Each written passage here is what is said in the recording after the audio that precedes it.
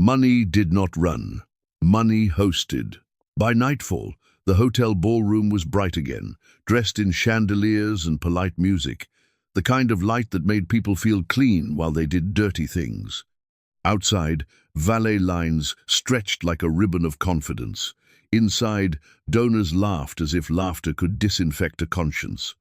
Miles Carter stood near a marble column with a badge that meant nothing in a room like this.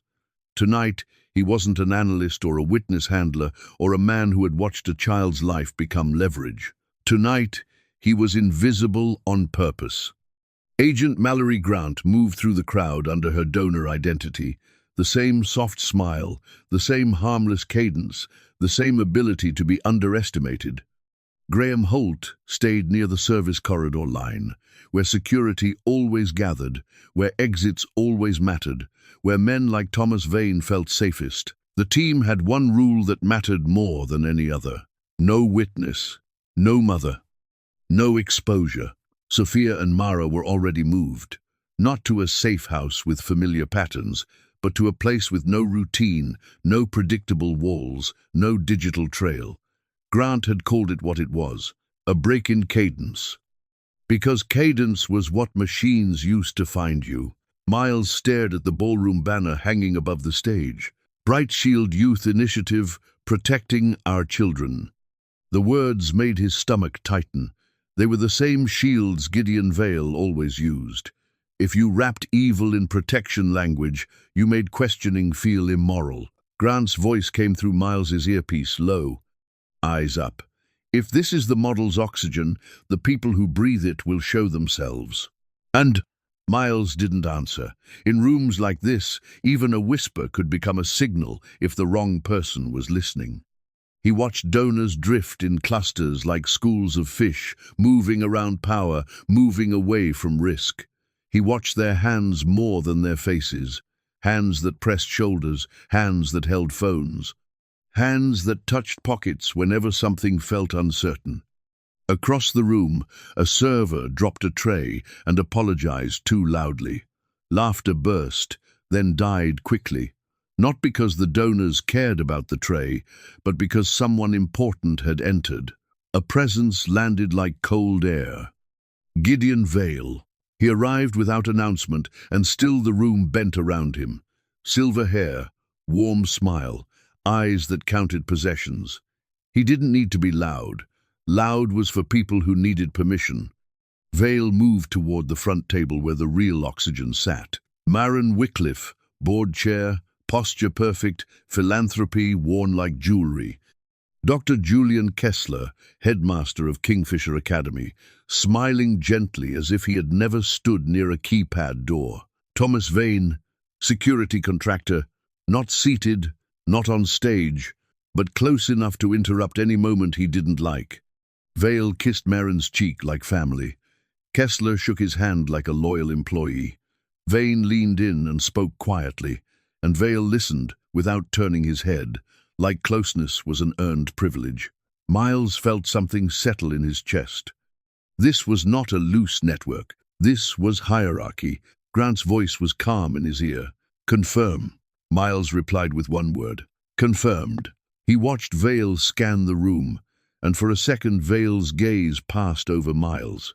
Not stopping, not noticing, or pretending not to. Miles didn't know which was worse. The donor dinner began the way donor dinners always began, with applause that meant nothing. A host stepped onto the stage and spoke about scholarships, about opportunity, about safety. She used words like community and resilience and healing, as if words were a currency that could replace receipts. Miles watched the crowd's reactions like data. Who clapped early? Who clapped late? Who didn't clap at all? He wasn't hunting emotion, he was hunting control.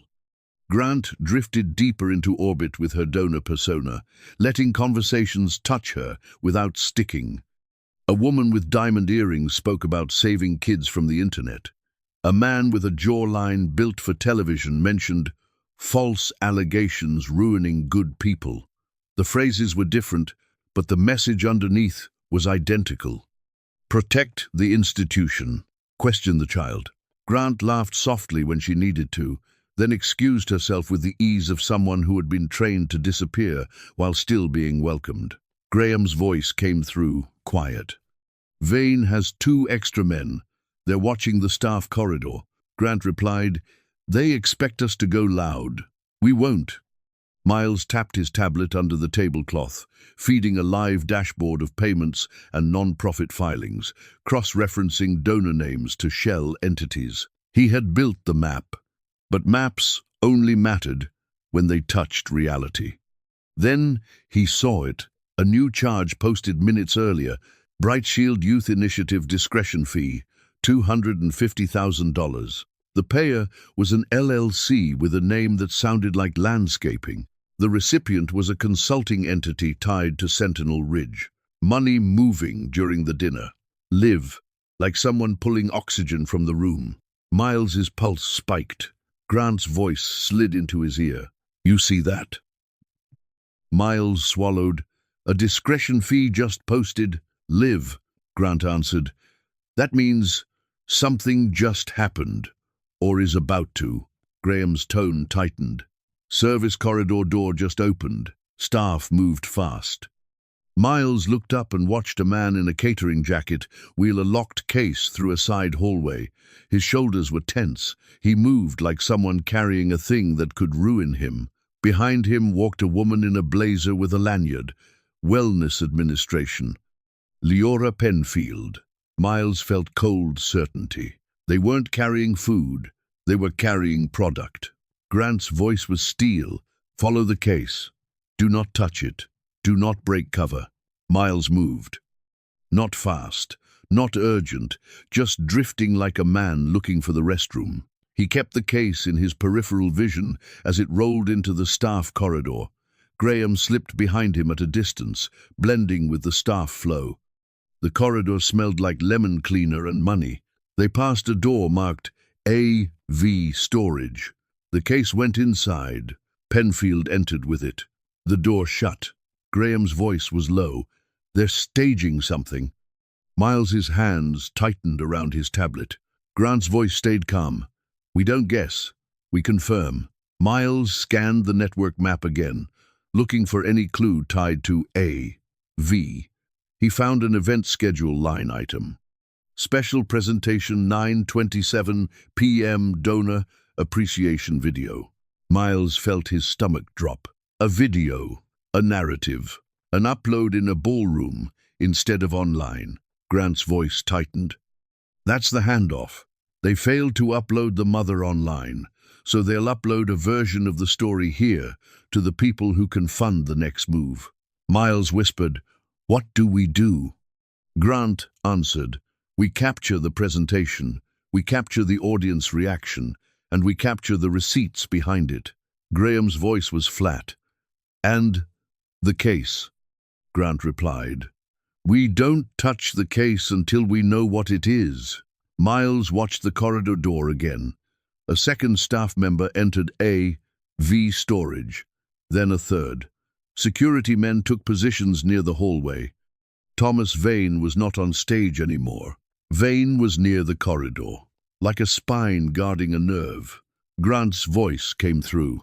"Miles, do you have a clean angle on the door?" Miles whispered, "Yes." "Then you wait," Grant said, "and you keep your hands steady." Miles forced his fingers to relax. He hated waiting. Waiting meant things could be moved while you stood still. Waiting meant children were used while you followed paperwork. Waiting meant the machine kept breathing. But Grant was right. Impatience was what Vale harvested. Back in the ballroom, the host returned to the stage, voice bright. "Tonight," she said, "we celebrate the people who do the hard work quietly." The phrase hit Miles like a bruise. Quietly. Vale's favorite word. Applause rolled like a wave. A screen lowered from the ceiling. Lights dimmed. The crowd leaned in. Grant drifted toward the aisle, positioning herself to see faces, not just the screen. Because the screen could lie, but faces told the truth when they thought no one was watching. Miles stood near the staff corridor entrance, close enough to see movement, far enough to stay invisible. The video began. Soft music, black and white footage, a child's silhouette, a narrator's voice describing online radicals and false allegations and the weaponization of minors. Miles felt his stomach tighten. They weren't denying harm. They were reframing harm. They were making the witness the problem. Grant's voice came through, colder. They're manufacturing disgust. The video cut to interviews with experts. A child psychologist discussing false memory. A former prosecutor talking about ethical duty. A non-profit leader speaking about protecting children from exploitation. Then the weapon. A blurred video clip. A child sitting in a classroom. A counselor's gentle voice. "Tell us what your mother told you to say." Miles's blood turned to ice.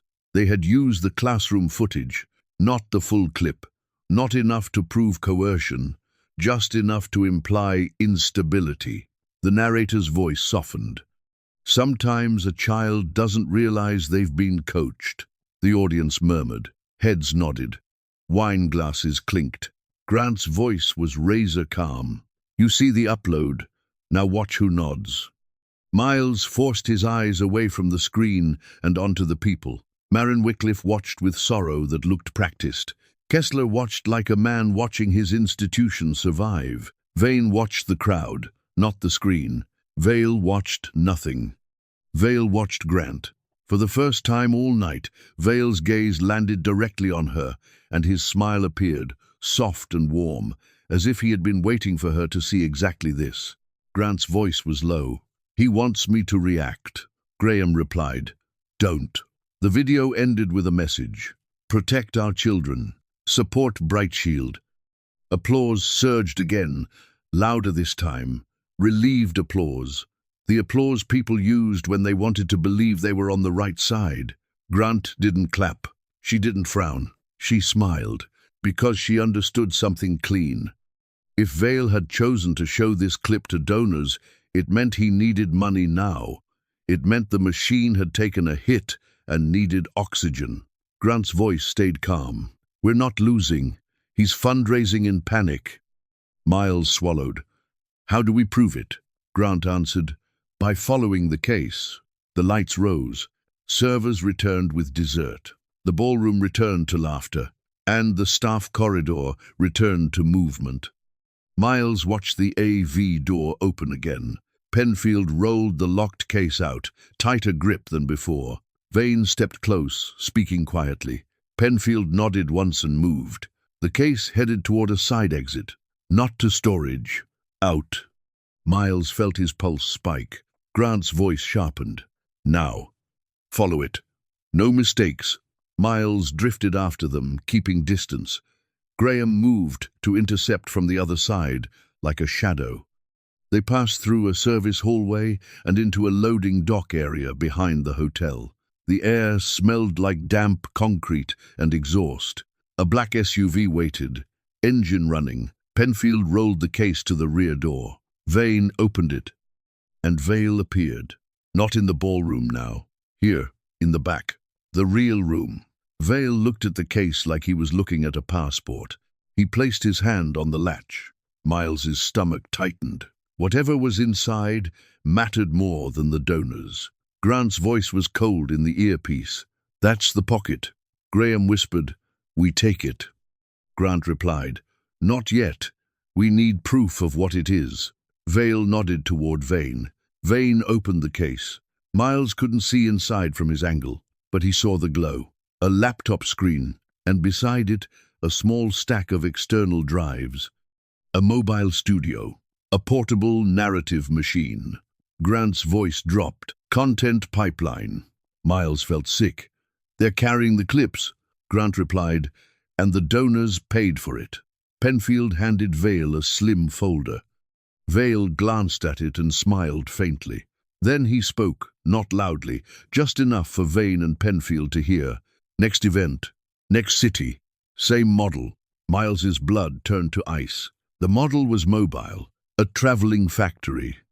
If they let the SUV leave, the hub could disappear overnight, rebuild somewhere else, and the witness would be attacked forever. Grant's voice became a blade. Now we act. Graham moved first. Not tackling, not shouting. He stepped into the loading dock light and held up a plain, official folder. "Fire Marshal Compliance," he said calmly. "Your AV equipment violates egress protocol. Immediate inspection." Penfield froze. Vane's eyes narrowed. Vale smiled like he was amused by the attempt. But the driver of the SUV stiffened. Drivers feared paperwork. Paperwork delayed exits. Graham continued, voice steady. "If you move this vehicle, your plates are logged. Your equipment is seized under safety code. And the donor event becomes a public liability." Vane stepped forward, calm, threatening without words. "Who are you?" Vane asked. Graham didn't blink. "Marcus Hale, Safety Systems." Vane's eyes flicked to the folder seal, then to Graham's posture, then to Grant, who had walked into the loading dock like she belonged there. Vale's smile softened. "Agent Grant," he said quietly, "still enjoying costumes?" Grant didn't answer the taunt. She looked at the open case. She looked at the drives. And she did the one thing Vale hated. She named the crime without drama. "You're transporting coercion footage," she said, "to sell a narrative." Vale's smile stayed. "Narratives keep children safe." Grant replied, "Narratives make children disposable." Vane's jaw tightened. Penfield's hands shook slightly. Vale's eyes shifted toward the SUV door. Timing. Exit. Grant spoke into her earpiece, controlled. "Local unit. Now. No lights. Block the loading dock exits." Footsteps sounded behind them. Two uniformed officers appeared at the loading dock entrance, calm, not rushing, just present. The driver's eyes widened. The SUV became a cage. Vale's smile did not crack. He looked at Grant like she was a child trying to win a game. "You think you can seize a computer," he said softly, "and call it justice?" Grant replied, "No." She stepped closer and lowered her voice. "I think you can't afford to let donors see what's on those drives," she said, "because if they see it, they stop paying, and your model suffocates." Vale's eyes hardened for the first time, because she was right. Money hated risk. Donors didn't mind cruelty if it was invisible. They minded scandal if it was visible. Grant turned slightly to Miles. "Scan the drive labels." Miles stepped closer, keeping his hands visible. He saw labels, city codes, dates, room numbers, staff initials, and one label that made his stomach drop. Classroom 214 Master. The master file. The uncut coercion. Miles's throat tightened. He whispered into the earpiece, "We have master footage." Grant answered, "Good. Now we have leverage."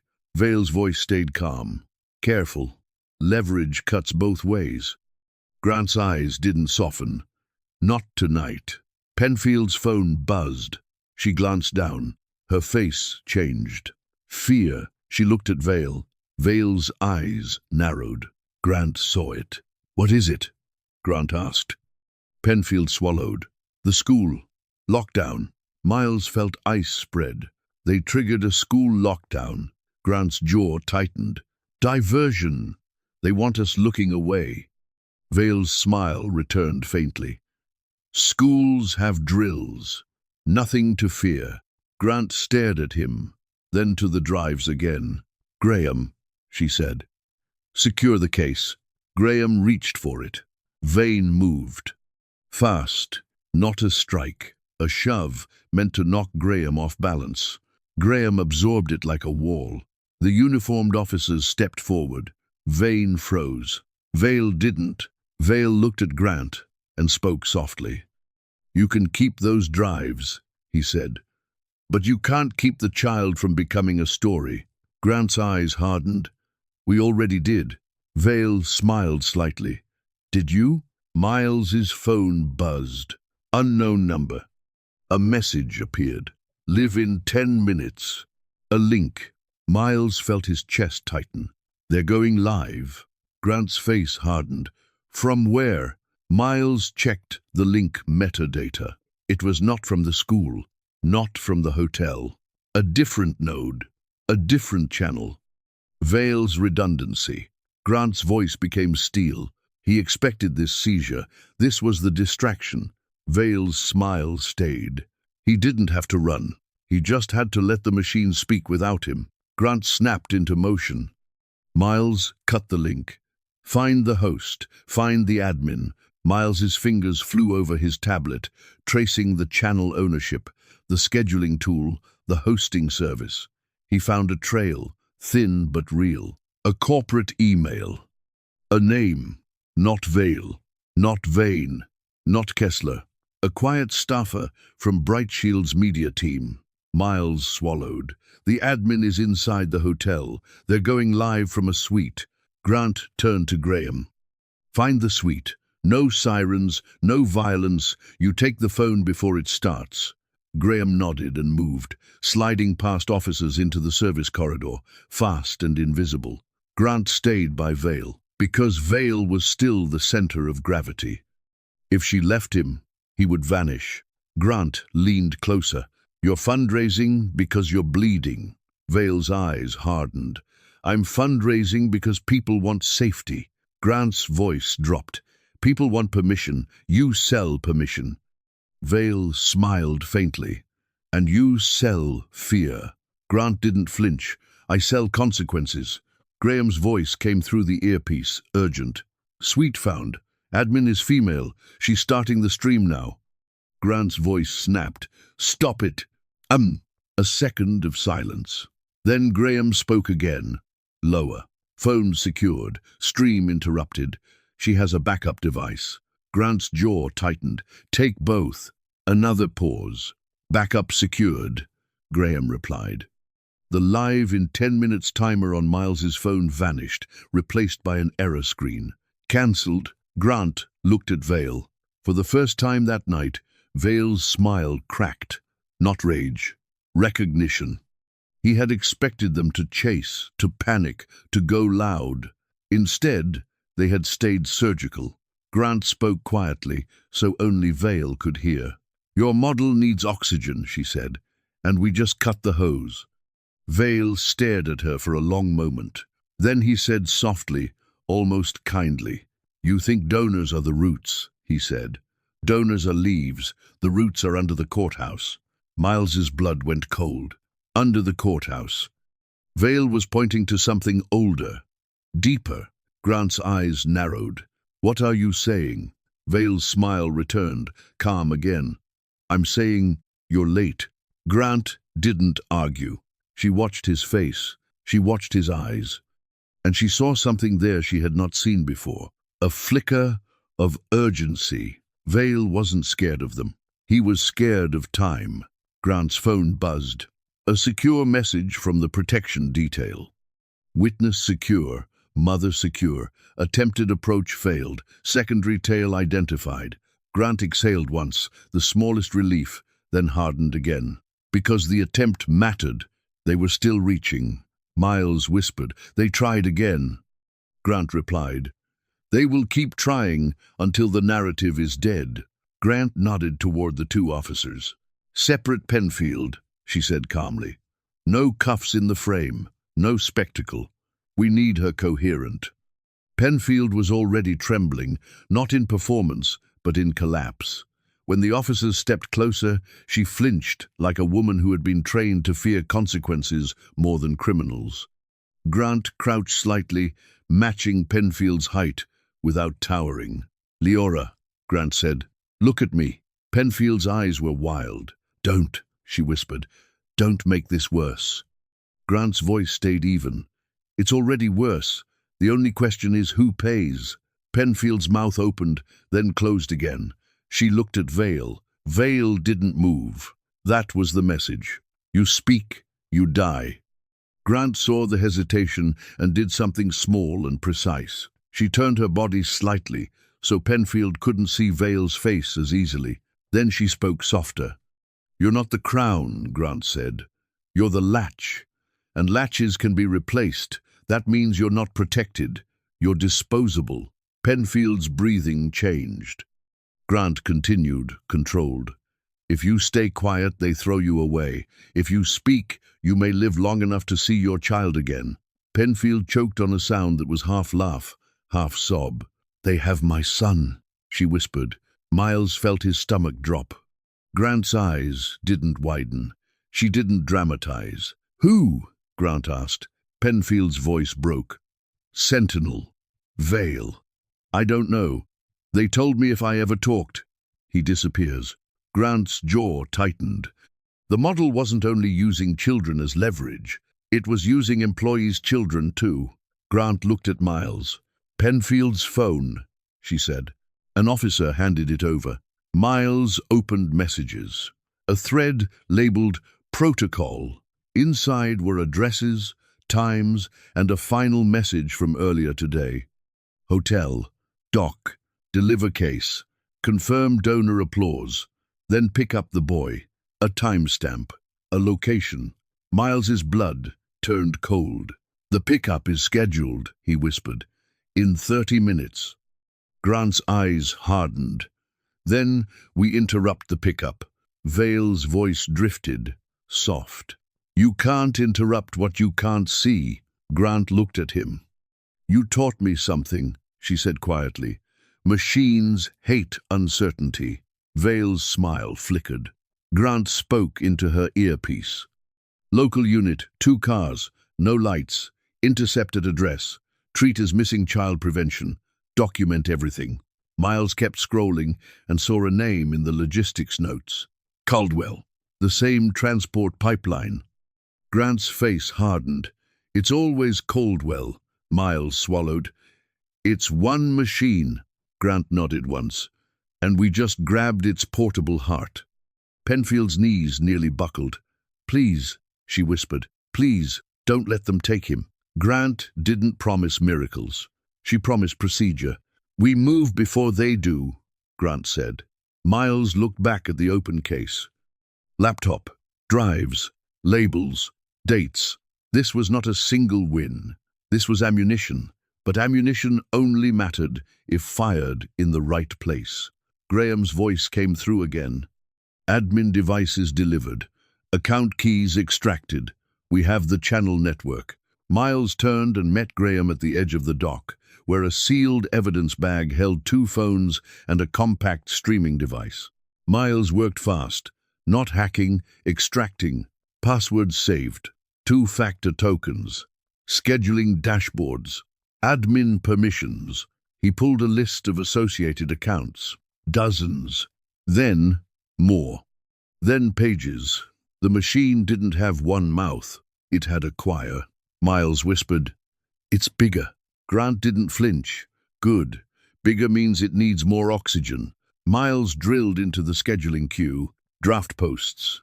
Prepared clips. Premiere titles. Donation links. He saw the same phrases repeated with tiny variations. Protect the child. Stop the exploitation. Expose the radicals. Then he saw the internal tags. Witness disruption. Jury softening. Donor reassurance. Miles felt sick. They weren't reacting to the story.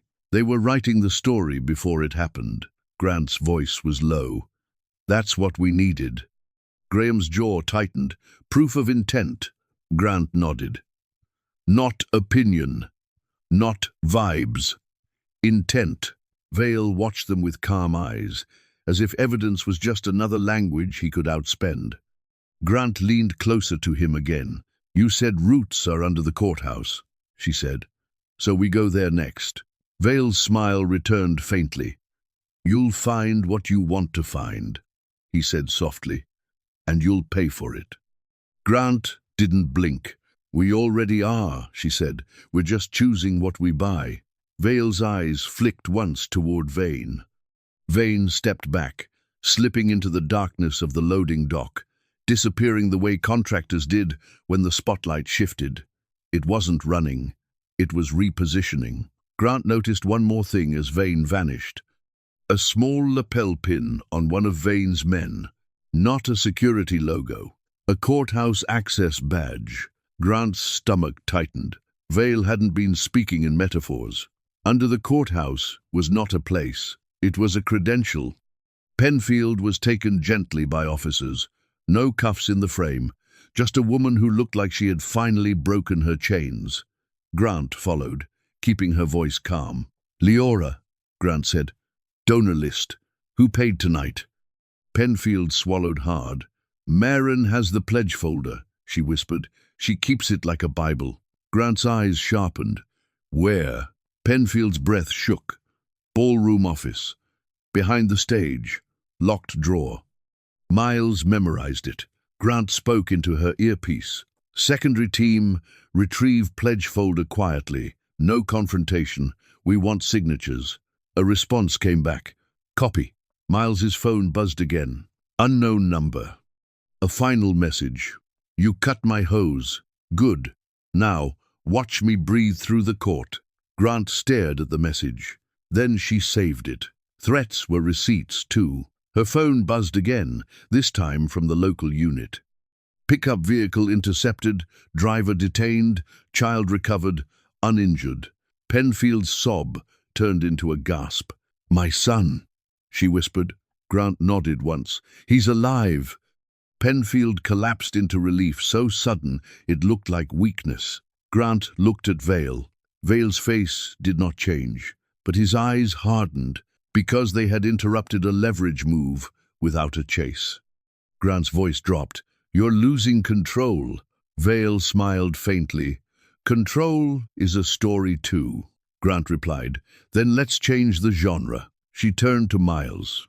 "Build me a release package," she said. "Not for the public, for donors." Miles blinked. "Donors," Grant nodded. "We send receipts privately first. We make them fear being attached. Then we go public." Graham's voice was flat. "That's leverage," Grant replied. "That's consequence." Miles's hands steadied. He understood. Donors didn't respond to morality. They responded to risk. If donors believed their names could appear in a criminal timeline, they would cut funding overnight. And if funding vanished, the model would suffocate. Miles opened a new document and began assembling it like a surgeon. Discretion fee timestamps. Drive labels matching classroom numbers. Internal tags proving intent. Non-profit filings showing shell transfers. The donor appreciation video schedule. No commentary. No outrage. Just a clean chain. A story the machine couldn't edit without revealing it had touched it. Grant watched him work, then spoke into her earpiece again. "Secure the case off-site," she said. "No digital copies until we control distribution. We do not feed the machine." Miles nodded. If they uploaded too soon, Vale would reframe. If they uploaded too late, the model would move. Timing was everything. Grant looked back toward the ballroom doors, where the music still floated, smooth and polite. Inside, donors were already returning to laughter. In their minds, the crisis had ended when the screen went dark. They didn't know the case had been seized. They didn't know their applause had been logged. They didn't know the pledge folder was being lifted from a drawer behind the stage. Grant's phone buzzed. A message from the secondary team. Pledge folder recovered. 37 names, 3 judges, 2 prosecutors, 1 clerk supervisor. Grant's eyes went cold. Under the courthouse. It wasn't a phrase. It was a roster. Grant looked at Miles and spoke in a voice that turned fear into structure.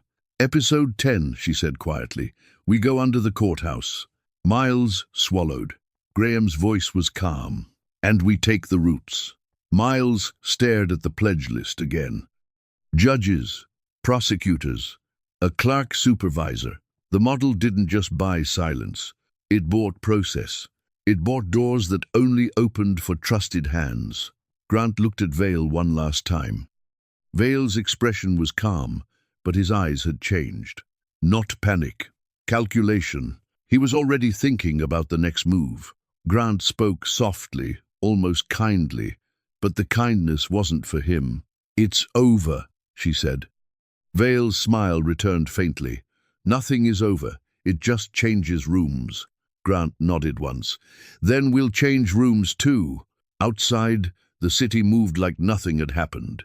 Parents would pack lunches. Teachers would write lesson plans. Donors would post photos about generosity. And somewhere, the model would try to breathe through the court. But now, Grant had the master file. Now Grant had the donor signatures. Now Grant had internal tags that proved intent. And now, the next door wasn't a school gate or an airfield hangar. It was a courthouse corridor where paperwork could disappear, where evidence could be delayed, where a child could be turned into a rumor. Grant stared into the night and spoke, low and final. They wanted to upload fear into her life, she said. Miles swallowed. Grant continued, voice steady. Now we upload consequences into theirs.